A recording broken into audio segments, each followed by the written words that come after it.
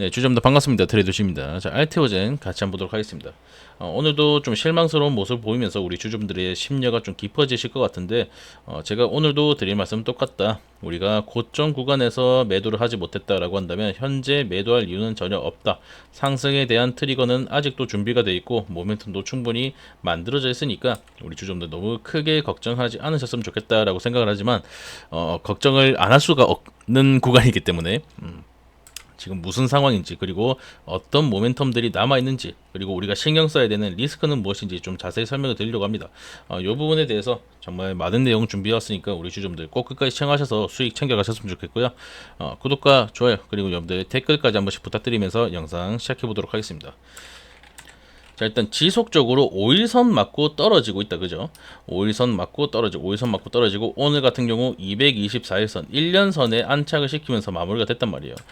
여기서 추가적인 하락이 발생한다라고 한다면 개인 투자분들의 투매수 물량은 계속해서 심해질 것이고, 하락폭이 강화가 될 텐데, 그럼에도 불구하고 우리가 매도를 하면 안 된다라고 말씀을 드리는 이유는, 일단 코스피 이전이라는 아주 강한 이슈가 남아있고 알테오젠이라는 기업 자체적인 모멘텀이 살아있기 때문에 우리 주주분들께 매도할 이유가 없다고 말씀을 드리는 거예요.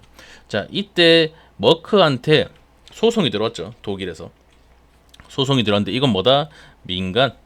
민사 소송이다. 야, 니네 특허로 시비가 걸리긴 했는데 이 특허는 특허 법원에서 판결을 할 거야. 근데 시비가 일단 걸렸으니까 판매는 하지 말고 있어라 라고 했던 게 이때 나왔던 이슈고, 추가적으로 알테오젠한테 직접적으로 할로자임이 소송을 걸었던 이유는 뭐예요?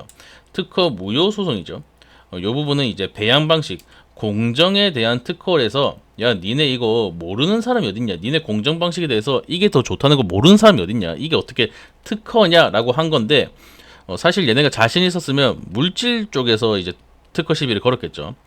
물질 쪽에서 특허 시비가 안 걸렸다, 공정에서 시비가 걸렸다라고 하는 거는 얘네도 사실 자신이 없고 견제의 목적이 존재한다라는 거 일단 한번 체크해 두시면 될 것 같고, 특히나 공정에서 진짜로 특허가 무효가 된다 하더라도 상관이 없습니다. 다른 방식으로 생산을 하면 그만인 거고, 이런 배양 방식 같은 경우에는 회피, 특히나 특허가 걸려있다라고 한다면 회피 설계를 무조건 해놓기 때문에 이 부분은 걱정할 필요가 없다라고 말씀을 드려요. 그러면 지금 계속해서 지속적인 하락폭이 나온 이유는 뭐냐? 일단 기술적으로 이 매물대가 다 뚫리게 되면서 이 개인 투자분들의 심리가 지금 많이 위축이 돼 있고, 요 위축돼 있는 상태에서 추가적인 이슈가 발생을 안 하고 있죠. 모멘텀이 나오지 않는다라는 이런 착시 효과 때문에, 아, 이거 텄다 이러면서 제대로 된 해명이 나오지 않는다, 제대로 된 소송의 방향성에 대해서 나오지 않는다라고 생각을 하면서 계속해서 매물을 던지고 있는 거죠. 근데 알테오젠 이미 입장을 발표했죠. 우리 이미 이런 거에 대해서 예상을 하고 있었고 준비가 돼 있었고 지금 본격적으로 착수할 거다라는 입장을 보였던 만큼 이 부분에 대해서는 걱정을 안 하셔도 된다라고 다시 한번 말씀을 드리고 싶어요. 아시겠죠? 자, 그러면 이제 남아있는 건 코스피 이전. 코스피 이전에 대해서 이게 긍정적인 방향으로 이끌어 갈 것이냐, 아니면 우리가 좀 걱정하는 것처럼, 야, 코스피 이전 되고 나서 제대로 상승한 기업이 몇 개 없대라는 그런 좀 찌라시가 돌고 있죠. 찌라시가 아니라 정보가 좀 돌고 있죠. 대략 한 70%에서 75% 정도의 기업은 하락을 맞이했다라는 건데, 이 부분에 대해서 잠깐 설명을 드리자면, 코스피로 이전 상장할 때 요건들이 있습니다. 일단 규모, 100만 주 이상, 그리고 뭐 시총이 3조 이상, 그리고 유통 비율이 일정 수치 이상을 넘어서야 됩니다. 지금 말씀드렸던 70%에서 80% 정도의 기업들은 요거를 만족시키지 못했던 거죠. 특히나 유통 비율을 만족시키지 못해서 대주주가 물량을 풀고 이 물량들로 유통 비율을 늘려가면서 상장을 시켰던 건데, 당연히 유통 비율이 늘어나면 어떻게 되겠어요? 주가 자체가 희석이 되면서 하락을 맞이하겠죠.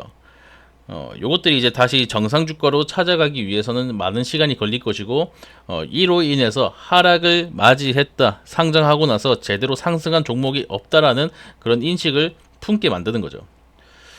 지금 알테오젠 같은 경우 규모상에서 문제는 전혀 없습니다. 요 부분은 이제 이걸 보시면 되는데, 상장 심사 가이드북이라고 이제 KRX에서 나온 정규 가이드라인이 있는데, 이거 내용이 좀 많거든요. 이거 다 보시기엔 좀 힘드니까 지금 대략적으로 말씀을 드리면, 일단 이전 상장의 요건 자체는 모두 충족을 했습니다. 모두 충족을 했고 지금 좀 지배적인 의견은 조건부로 통과할 것이다라는 의견이 좀 많아요.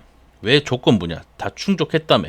왜 조건부야? 라고 하신다면 하나 딱 걸리는 게 외부 이사가 없습니다. 외부. 그러니까 사외 이사가 없어요. 사외에서 이걸 객관적으로 바라보면서 이 기업의 방향성, 기업의 어떤 중요 의사결정을 할 때 방향성을 잡아나갈 외부 인사가 없다는 게 약간의 걸림돌입니다. 요게 필수 조건으로 들어가 있긴 해요. 지금 알테오젠 같은 경우 지금 사내 이사에만 형성이 돼 있고 사외에서 이걸 객관적으로 바라보면서 첨언을 해줄 이사가 없다는 점, 이 부분 때문에 야 니네 이거는 해야지 않겠냐라는 의견이 들어올 확률이 높다. 그렇기 때문에 조건부로 통과하고 나서 알테오젠에서 사회 이사를 선임했다라는 소식이 들리게 됐을 때 코스피 이전이 확정이 될 거고 확정이 된다.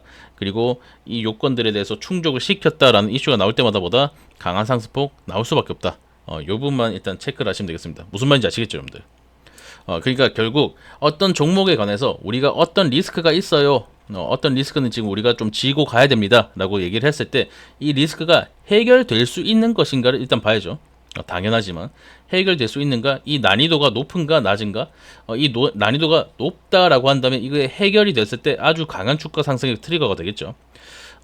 지금 무슨 말을 드리고 싶은 거냐면 리스크가 있다고 해서 우리가 무조건 주가 하락에 대한 압박이 있다는 게 아니라 이 리스크가 해결이 될 때마다 주가 상승의 트리거가 된다는 거예요.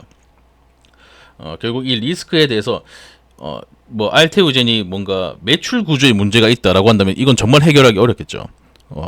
이런 경우에는 이제 우리가 너무 큰 리스크니까 좀 지켜보자라고 말씀을 드리는 건데 사회 이사를 선임한다라고 하는 부분은 그냥 돈 주면 되잖아요. 사실 좀 좋은 사람을 데리고 와야 되는 건 맞지만 사실 돈으로 해결할 수 있는 부분이니까 알테오젠이 돈이 없는 기업도 아니고 지금 자기 자본 요건 300억 이상을 충족한 회사이기 때문에 우리가 이 부분은 그렇게 크게 신경 쓸 필요가 없다. 사실상 해결이 되면서 주가 상승을 만들 수 있는 어떤 요소가 하나 더 있다라고 보시면 된다고요. 아시겠죠? 자, 그러면 뭐 우리가 신경 쓸 만한 이슈는 없다, 그죠? 사실상 모멘텀은 그대로고 얘네가 소송 걸었던 부분에 대해서도 우리가 크게 신경 쓸 필요는 없다. 근데 주가는 왜 이렇게 하락을 하느냐? 자, 이것도 마찬가지로 코스피 이전을 우리가 생각을 안 해볼 수 없다. 자, 코스피 이전이 되면은 뭐다? 외인들의 수급이 생긴다. 근데 이 외인들이 수급을 집어넣는 이유가 뭐냐? 진짜 이 종목에 대해서 수익을 만들어가고 싶다라는 생각일 수도 있겠지만 대부분은 지수 거래를 위해서 집어넣는다고요. 이걸 이제 패시브 자금이라 그러죠. 움직이지 않는 자금이다 해서 패시브 자금이라는데, 자, 얘네는 선물 옵션을 통해서 아주 큰 수익을 가져간다. 그죠? 그러면 이 선물 옵션에서 코스피라는 지수에 대해서 배팅을 하잖아요. 이게 올라갈지 내려갈지 콜옵션, 풀옵션 이제 넣으면서 배팅을 시작하는데, 자, 알테오젠 같은 경우 이제 상장이 된다라고 한다면 코스피에서 대략 한 32 정도의 시총 규모를 가지게 돼요. 꽤나 크죠. 꽤나 많은 영향을 끼칩니다. 그렇기 때문에 이 아래쪽 구간에 패시브 자금을 집어넣어 놓고 움직이지 않는 자금이라고 그랬죠. 그럼 위쪽 구간에 넣고 싶은 바보는 없을 거예요. 무조건 아래쪽에 집어넣고 싶을 거고 이 아래쪽에 집어넣은 매물을 지들 맘대로 흔들면서 팔았다 샀다 흔들면서 이 주가의 변동성을 주고 이 주가 변동성으로 인해서 지수의 변동성을 주는 거죠. 그러기 위해서 외인들의 시선이 쏠리게 되고 이 수급을 집어넣기 위해서 주가를 하락시킬 확률이 높다라고 제가 계속해서 말씀을 드렸습니다. 자, 실제로 이전 저점 구간 찍고 나서 제가 42만원에서 40만원이 조금 마지노선이다라고 말씀드렸던 거 기억하시는 분들 계실 텐데 요 구간에서 어떻게 되고 있다? 외인들의 수급이 발생을 하고 있다. 자, 그러면 요 아래쪽에 외인들이 패시브 자금을 집어넣을 확률이 높다. 그죠? 그럼 요 아래쪽에 뭐가 생긴다? 아주 강력한 지지 라인이 생긴다는 거예요. 요 아래로는 우리가 신경 쓸 필요도 없이 엄청 강력한 지지 라인이 생기고 얘네가 이 돈을 물론 들어 올리고 나서 빼버리면 좀 낭패겠죠. 근데 이 지수 거래를 위해서는 얘네가 어느 정도 물량들을 남겨놔야 된다고요. 그러면 강한 지지 라인이 생겼고 이거 우리만 아는 거 아니거든요. 우리만 아는 거 아니고 뭐 세력들도 알고 다른 제 영상 시청 안 하시는 개인 투자분도 알고 모두가 알고 있기 때문에 이쪽 라인에 엄청난 매물을 집어넣게 됩니다. 왜? 여기가 안전 라인이라고 생각하니까. 그때부터 이제 주가 상승의 트리거가 될 거고 아까 말씀드린 리스크들이 해소가 되면서 코스피 이전에 대한 얘기들이 본격적으로 나왔다라고 한다면 미친 듯한 상승세를 가져갈 수밖에 없는 거죠. 자, 그럼 다시 한번 우리 주주분들, 요 구간에서 우리가 매도할 이유가 있다 없다? 없다. 자, 이 개인 투자분들이 매수는 정말 잘하십니다. 매수는 하락이 나오면서 여기가 바닥인가? 바닥 다지는 건가? 여기 한번 밟고 갈 것 같은데? 라고 생각하면서 이 매물대 딱딱 체크해가지고 매수는 정말 잘하세요. 사실 매수는 어디서 들어가셔도 상관없습니다. 이 수익을 극대화하기 위해서 우리가 저점에 들어가야 된다, 저점에 들어가야 된다 라고 얘기를 하는 거지, 어디서 들어가든 결국 이 위에서만 팔면은 그만이잖아요. 근데 이 매도에 대한 타점을 가져가기가 훨씬 더 어렵다고요. 그죠?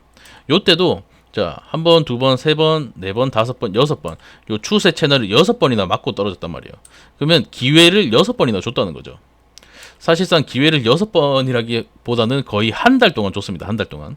근데 이때 매도하신 개인 투자분들이 그렇게 많지는 않을 거예요. 요 고점이다라고 정확하게 파악하고 매도하신 분들 거의 없을 텐데, 왜 그러냐? 이 한켠으로는 알고 있거든요. 마음 한켠으로는.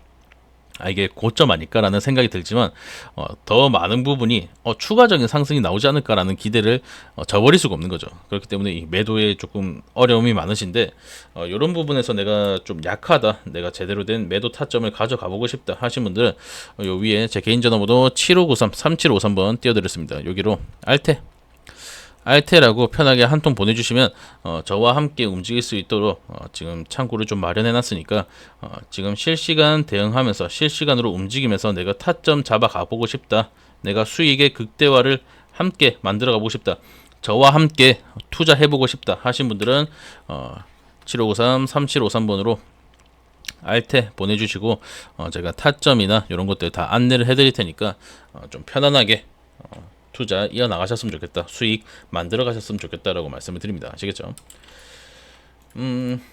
알테오젠이 지금 좀 많이 미끄러졌고, 지금 코스닥에서 사실상 대장이죠.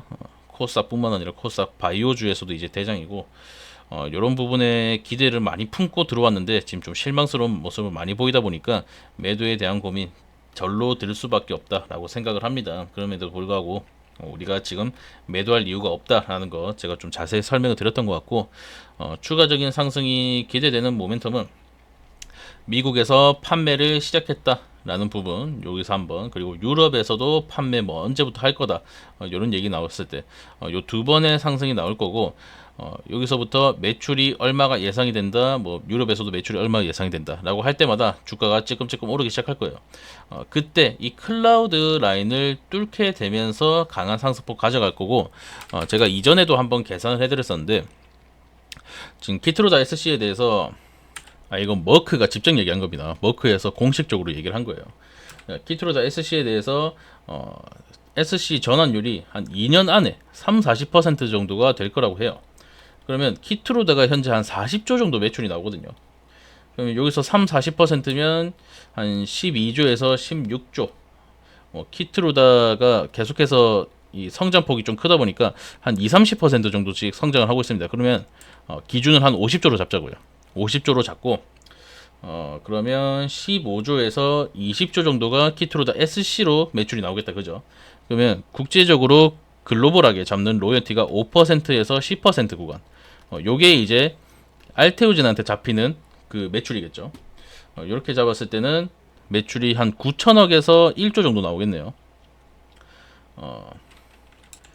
여기다가 이 시총 밸류 곱해가지고 PER 계산해 보면은 충분히 얼마까지 올라갈 수 있다? 시총 한 36조까지는 충분히 올라갈 수 있다고 보고 있습니다. 36조에서 한 48, 49조? 그러면 지금보다 한 2배는 갈 수 있다고 보고 있는 거거든요.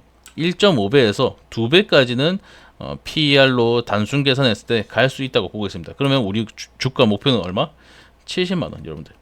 이게 그냥 70만원 숫자 좋지 않나요? 이러면서 말씀을 드린 게 아니라 앞으로 어떤 매출이 발생할 것인가, 그리고 이 매출로 인해서 어느 정도의 순이익이 발생하고, 지금 바이오 시장에 평균적인 PER을 생각했을 때 충분히 70만원까지는 갈 수 있다가 아니라 가져야 합니다. 가져야 해요. 정상적인 이 종목이라면 70만원까지는 가져야 된다는 결론이 나오는 겁니다. 여기서 뭐 추가적으로 기대감이 더 생긴다, 모멘텀이 더 생겼다라고 한다면 100만 원까지 갈 수 있는 그런 종목이기 때문에 우리 주주분들 지금 너무 걱정하지 마시고 지금 현 상황을 정확하게 파악하고 나서 내가 어떻게 움직여야 될지 조금만 고민을 해주시면 되겠습니다. 아시겠죠? 그럼에도 불구하고 내가 좀 부담스럽다, 지금 움직이기 힘들다, 내가 어떻게 움직여야 될지 모르겠다 하신 분들은 문자 한 통 주시고 저와 함께 타점 잡아가면서 움직이시면 될 것 같습니다. 네, 오늘 영상에서 말씀드리려고 했던 부분들은 다 말씀을 드린 것 같고 많이 불안하시겠지만 지금 상승에 대한 시선이 훨씬 더 많다는 거, 충분히 70만원 그 이상까지 갈 수 있는 종목이라는 거 여러분께서 알고 가셨으면 좋겠습니다. 네, 오늘 영상 여기서 마무리하도록 하고요. 또 끝까지 시청해주신 우리 주주분들께 감사 인사 남기면서 구독과 좋아요 그리고 여러분들 댓글까지 한 번씩만 부탁드리면서 물러나도록 하겠습니다. 네, 다음에 더 좋은 영상으로 여러분들 찾아뵙도록 하겠습니다. 감사합니다.